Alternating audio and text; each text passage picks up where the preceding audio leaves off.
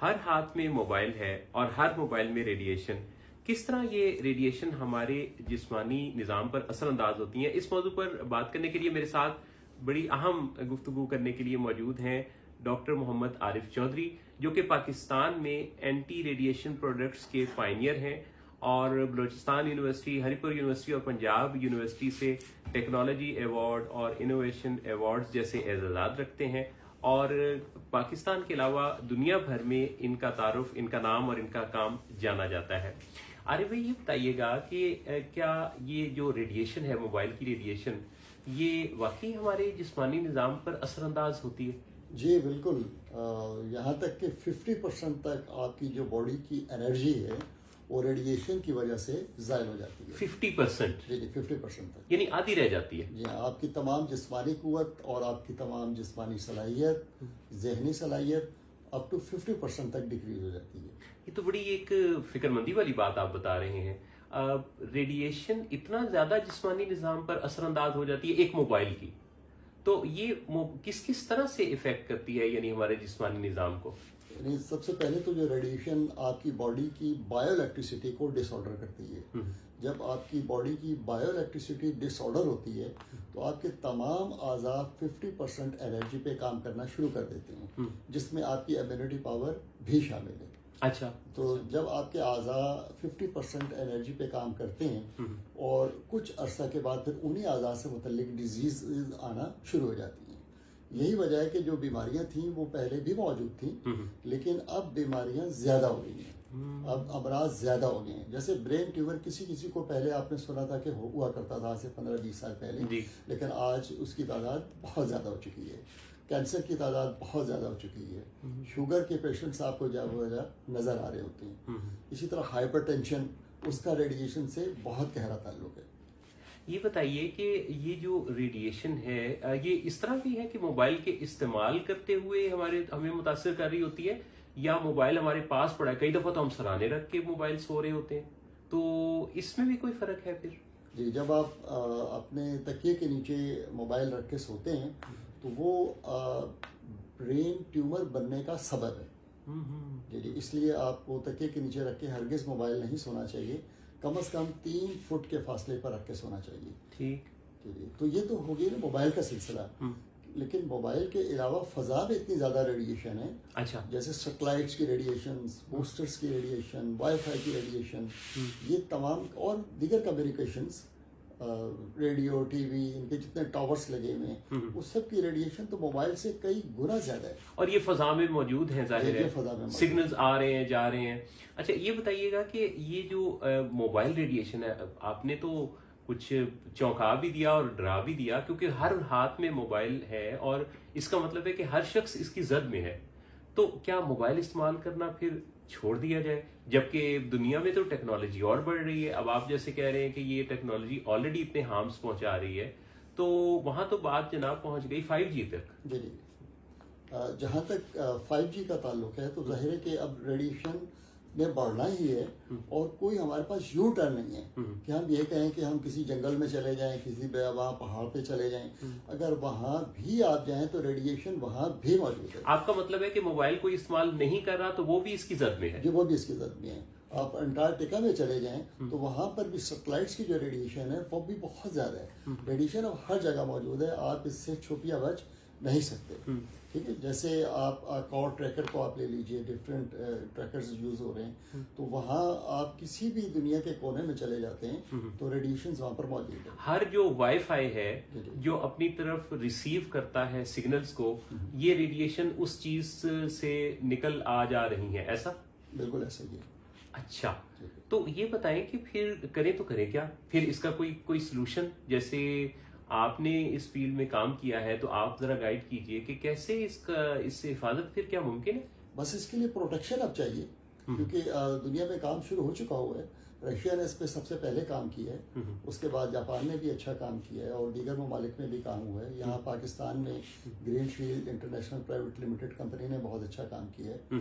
तो इसके लिए अब आपको प्रोटेक्शन चाहिए। तो यानी एक तो आपने बताया कि मोबाइल को 3 फुट के फासले पर रखें, जब जरूरत हो तो इस्तेमाल करें। तो क्या इसमें जो स्पीकर फोन है ज्यादा इस्तेमाल उसका किया जाए बनिस्बत कान को लगाकर सुनने के, क्या ये इससे भी कोई फर्क पड़ेगा? इससे फर्क पड़ेगा, लेकिन फजा की जो रेडिएशन है वो मौजूद रहेगी, वो मौजूद रहेगी, आप उससे तो बच नहीं सकते। और हैंड फ्री का जो इस्तेमाल हम लोग बहुत ज्यादा कर रहे हैं, क्या हैंड फ्री इसके से कुछ बचा लेती है? क्योंकि उसमें तो सिर्फ ईयर पीस ही कान के साथ लगा होता है, उसमें फोन बराह रास्त तो कनेक्टेड नहीं होता, क्या वो फिर बेहतर है? हैंड फ्री फिर भी बेहतर है, लेकिन ब्लूटूथ जो है वो बहुत खतरनाक है। ब्लूटूथ जो है वो तकरीबन 3 मोबाइल्स की पावर रखता है। अच्छा, वो आपको बहुत ज्यादा नुकसान पहुंचाता है, इसीलिए तो बैटरी उस पर ज्यादा कंज्यूम हो रही होती है, ज्यादा कंज्यूमर होती है। तो वो तेजी से ब्रेन ट्यूमर की तरफ इंसान को ले जाता है, जिसकी मालूमात बहुत अभी कम है लोगों को। आप बता रहे थे कि एक तो ये कि फासले पर फोन को रखें, और दूसरा प्रोटेक्शन में क्या कोई, जैसे ये आपकी जो प्रोडक्ट्स हैं आपने जो इंट्रोड्यूस करवाई पाकिस्तान में, ये किस किस्म की प्रोडक्ट्स हैं और ये कितना एक रोल अदा कर सकती हैं? इनको आप प्रोडक्ट को अपने पॉकेट में रखते हैं और आप रेडिएशन से सेफ हो जाते हैं। अच्छा, अपने पॉकेट में रख लें। इसी तरह एक मोबाइल की प्रोडक्ट है जो मोबाइल के साथ आप लगा लेते हैं, उसके कवर के नीचे रख लें, तो आप मोबाइल की रेडिएशन से सेफ हो जाते हैं। अच्छा, ये जो कोई प्रोडक्ट्स हैं, ये कोई साइंसी इसका फार्मूला है जिसके जरिए उन रेडिएशन के प्रोटेक्शन का इंतजाम करती हैं, या ये कैसे मुमकिन होता है? अगर आप ब्रीफ सा बता सकें। जी बिल्कुल, जैसे एटॉमिक एनर्जी या दीगर और बहुत सारे शोबे, जैसे एक्सरे के डिपार्टमेंट में और कई जगहों पे जहाँ रेडिएशन ज़्यादा होती है, वहाँ पर प्रोटेक्शन के लिए ये इक्विपमेंट्स ऑलरेडी यूज होते थे, ठीक, लेकिन फॉर पब्लिक नहीं थे। अच्छा, लेकिन अब ये रेडिएशन इतनी ज़्यादा हो चुकी है कि पब्लिक को इसकी ज़रूरत पड़ गई है। ठीक है, तो अब ये प्रोडक्ट जो है हर खासो आम की ज़रूरत है और उसको रखना ज़रूरी है, वरना आप बड़ी तेज़ी से बीमारी की तरफ चले जाएंगे। जैसे कि अभी आपने जिक्र किया 5G का, जी जी, तो रेडिएशन है बढ़ना ही है ना, इस टेक्नोलॉजी ने मज़ीद बढ़ना है, इसमें घटना नहीं है। जी, आप इससे जान नहीं छुड़ा सकते जी, और कोई यू टर्न है भी नहीं इस टेक्नोलॉजी। सही, तो ये आपको यूज करना है, दुनिया में आपको आगे बढ़ना है, तरक्की आपको करनी है, अब आप इसकी प्रोटेक्शन लें। बिल्कुल सही, जैसे बारिश हो रही हो, सर्दी का मौसम हो और आप उसमें बाहर निकल जाएं, जी जी, तो आप यकीनन बीमार हो जाएंगे। सही, तो जब तक आप प्रोटेक्शन नहीं लेंगे, फिर आप बेशक निकल जाएं और सर्दी के मौसम में, बारिश के मौसम में उसको एंजॉय भी करें, उसमें आप अपना काम भी करें, सही, लेकिन प्रोटेक्शन आप ले लें तो आप ठीक रहेंगे। इसी तरह अभी इस वक्त प्रोलिफरेशन हो रही है, यूँ समझिए कि हर तरफ से बरसात हो रही है रेडिएशन की, एक फुहार की शक्ल में हर तरफ से वो पड़ रही है, आपकी बॉडी को डैमेज कर रही है। तो उससे आपको प्रोटेक्शन अब लेनी है, तो वो प्रोटेक्शन अब दुनिया में अवेलेबल है और आप उससे ये रखें और रेडिएशन से सेफ रहें और नॉर्मल इंसान की तरह जिए जैसे आज से 20-25 साल पहले लोग जिया करते थे। और ये क्या 100% उससे महफूज रखती है? बिल्कुल, ये उससे 100% महफूज रखती है। ठीक, मैं चाहूंगा आरिफ भाई कि हमारे जो ऑडियंस हैं, चूंकि महदूद वक्त की वीडियो है, अगर मजीद इस मौजू पर, जो कि बड़ा ही अहम मौजू है, मेरा ख्याल है कि इस पर बहुत ज्यादा काम करने की पाकिस्तान में क्या पूरी दुनिया में जरूरत है, इस पर बात हो, इस पर अवेयरनेस हो, इस पर इंफॉर्मेशन हो। तो अगर हमारे जो ऑडियंस हैं, मेरे दोस्त इस वक्त देख रहे हैं आपको, अगर उनके जहन में कोई सवाल उभरे तो अगर वो कमेंट करें, तो क्या आप ये जिम्मेदारी लेते हैं कि आप उनको जब जब फुर्सत हो तो आप उनको आगाही देते रहें, जवाब देते रहें, क्योंकि लोगों के लिए नया मौजू है तो काफी सवालात होंगे। जी बिल्कुल, इसकी बड़ी अहम ज़रूरत है इस वक्त, क्योंकि बहुत अच्छे तालीम याफ्ता लोगों को भी अभी इसकी अवेयरनेस नहीं है। हम यूनिवर्सिटीज़ में जाकर इसके जो सेमिनार करते हैं, उसमें हमने देखा है कि बहुत से प्रोफेसर और बहुत से अहले इल्म लोग अभी इसके नुकसान से आगाह नहीं हैं और उनको इससे आगाह करना बहुत ज़रूरी है। इवन मतलब मेडिकल डॉक्टर्स को भी हम इसकी डिटेल दे रहे हैं कि उनकी मेडिसिन और खुराक उसकी एफिकेसी में कमी हो गई है बिकॉज ऑफ रेडिएशन।